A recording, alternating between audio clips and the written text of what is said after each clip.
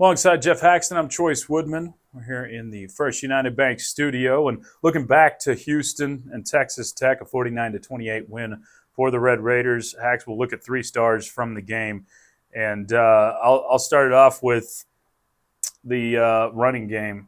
Taj Brooks becomes the first running back you've had at Texas Tech to run for 100 yards in 3 straight games since a guy named DeAndre Washington was on campus. And Taj Brooks, if you're going to be a good offense this year, it's going to start with him. 22 carries for 106 yards, finds the end zone twice. So he kind of set the pace offensively for Texas Tech, allowed Baron Morton to settle into the game and not have to do too much.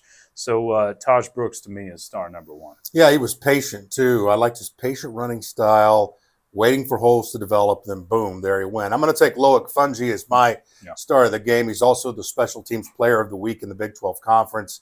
Catches a touchdown, then the block is just fantastic, keeps himself running, gets the perfect bounce, takes it to the house.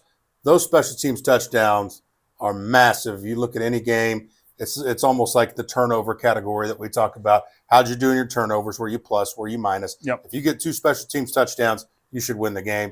Texas Tech did. I'm going to cheat on this one, and I'm going to put a coach as a star, and we're going Kenny Perry.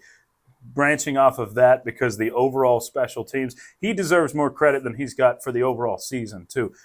Outside of a few long field goals that you missed in the first couple of games, the special teams has been a big plus for Texas Tech overall this year. It shined really well against Houston. Obviously, the Fouonji block, that was schemed up. They talked about it after the game. They were planning on doing that and executed it perfectly.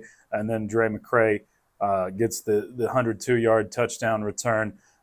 Those 2 special teams touchdowns are the difference in the game. You had breathing room in the second half. While you're having trouble tackling Houston and they're going up and down the field in the first half because adjustments were made in the second half, the special teams touchdowns kept you even and then eventually got you ahead at halftime, which was crazy in itself. No question. So those are our 3 stars of the game. Red Raiders won 49-28. Make sure to tune in to Double T 97.3 coming up on Saturday as the Red Raiders take on the Baylor Bears. It'll be a 7 o'clock kickoff on Double T 97.3.